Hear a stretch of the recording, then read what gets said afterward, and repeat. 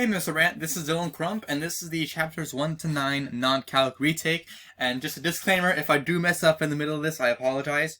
So for number 1, the question asks, find the value of a such that the limit as h approaches 0 of this function, of this limit. So to find the value of a within the function, I took the derivative of f of x, which in this case is arc cosine of a, and this is because the derivative of f of x with the limit as h approaches 0 will equal to the value on the other side, in this case negative 2. So taking the derivative of arc cosine of a, I get negative 1 over the square root of 1 minus a squared is equal to negative 2. And so I just solved for a and got d as my final answer. Now number 2 asks, use the ratio test to determine the convergence or divergence of the series. So to use the ratio test, I began by adding all values of n by 1. So you can see I did that here, I did that here, and I did that to this n. Then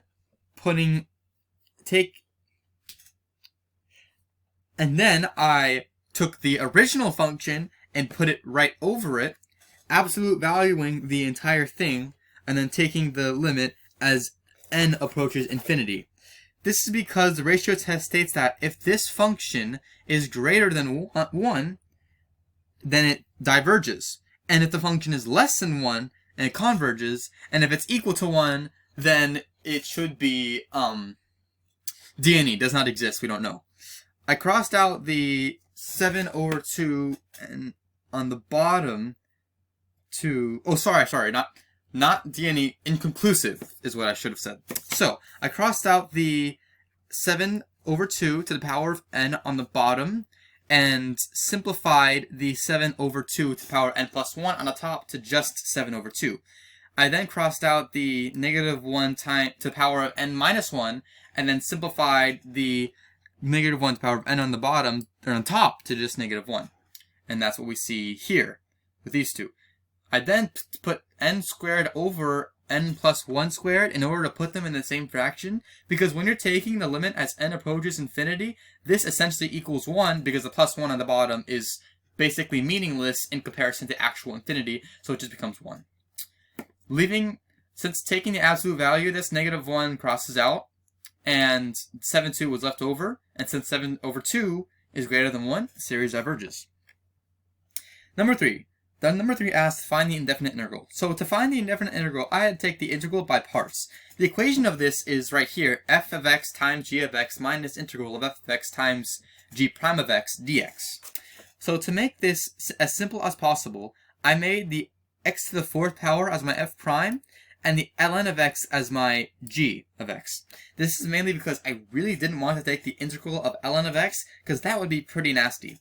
Putting it in this form, I got x to the power of 5 over 5 times ln of x minus x to the power, the integral of x to the power of 5 times 1 over x, or x to the power of 4 over 5.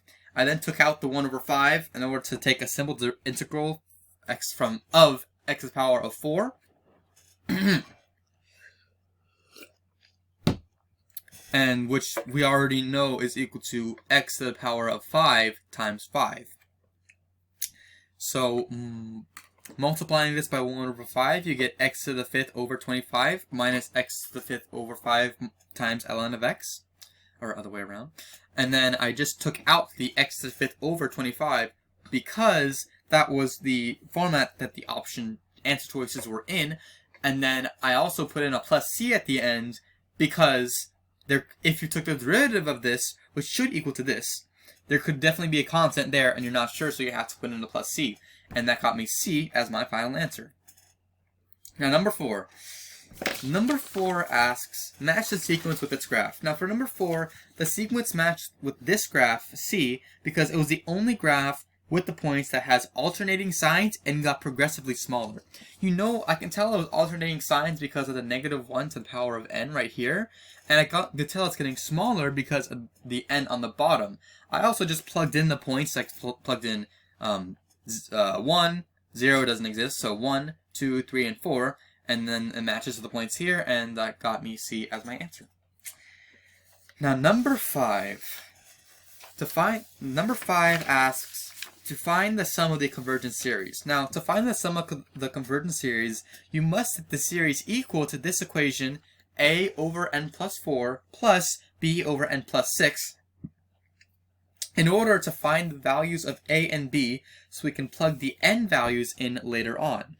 So we multiply a over n plus 4 times n plus 6 over n plus 6, and then we multiply b over n plus 6 times n plus 4 to the n plus 4. Now, since the entire thing all has the same denominator, we can just multiply the denominator out, and that leaves us with this. A times n plus 6 plus b times n plus 4 is equal to 2.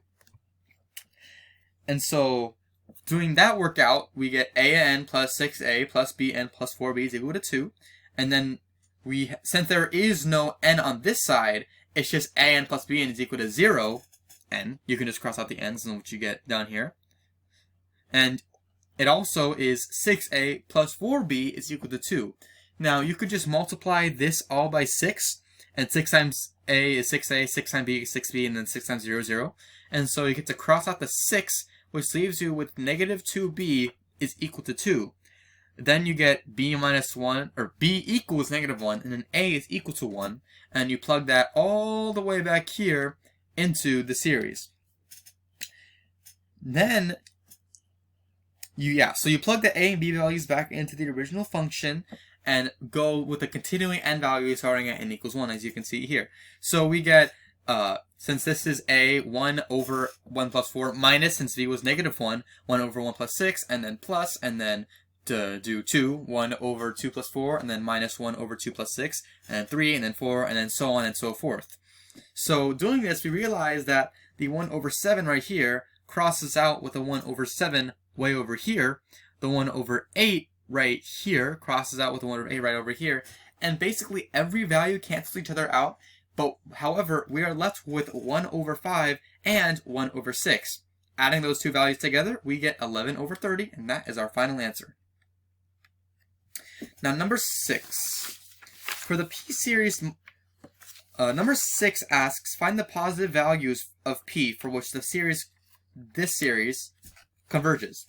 So for this p-series, the p-series must be negative in order for the function to converge. This is because we know that the p-series is the series of n equals 1 to infinity of 1 over n to the power of b. Excuse this horrible writing, please. Thank you. So, and we also know that if p is greater than 1, it converges, and if p is less than or equal to 1, it diverges. However, we can see that this series isn't in a fraction at all. So in order to make it a fraction, it must be negative. And so, or the p must be negative. That means that the series diverges for all possible values of p, because if p was positive, then it would stay as a non-fraction and most definitely diverge. So the answer is C. Now number 7 asks, determine whether this series converges absolutely, converges conditionally, or diverges. Number 7, this function diverges since p is less than 1. We know that immediately. However, for all of n, 1 over n to the power of 3 over 8 is greater than 1 over n plus 1 to the power of 3 over 8, as well as the limit as n approaches infinity of 1 over n to the power of 3 over 8 is equal to 0. Now, why does this matter? Well, it states that if these two conditions are met, then the series actually converges conditionally. And since these two are met, then we get A as our answer. Number 8 asks, find a geometric power series for the function 1 over 6 plus x centered at 0. Now, to find the geometric power series for the function 1 over 6 plus x centered at 0, I began by putting the function in the a times r to the power of n minus 1 formats. This is because the geometric power series states that this equals this, which the function is almost in, and it'd be much easier for us to find the correct answer if it was in this form. So I did that by dividing everything by 6, and then making this minus negative x over 6 to ensure that it is in the correct format. I then converted it into this form to get this series right here, and I also took the negative 1 out to get negative 1 to the power of n times 1 over 6 times x over 6 to the power of n.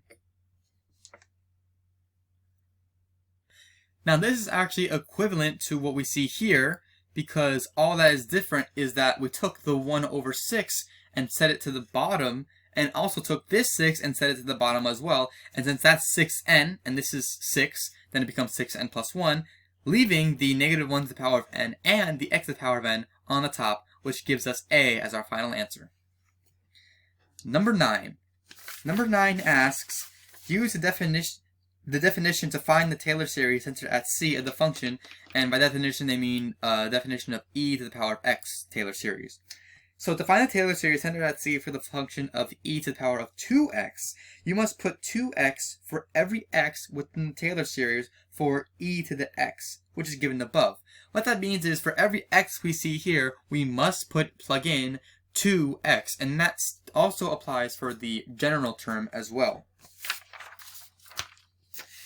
The general term also then becomes 2x to the power of n over n factorial. This general equation is equal to what we see right here, because we simply just took out the x to the n and put it to the side, and so it becomes 2 to the power of n over n factorial times x to the power of n, which gives us C as our answer. Moving on to the FRQs. Number A asks for find the interval of convergence of the Maclaurin series for f, and this is the Maclaurin series that is given.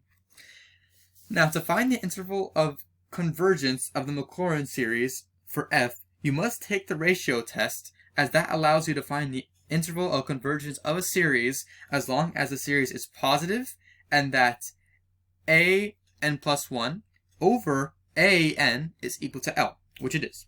I take the ratio test by taking the limit as n approaches infinity of the absolute value of the n plus 1, 2x to the power of n plus 2 over n plus 2, over the original, which is 2x to the power of n plus 1 over n plus 1.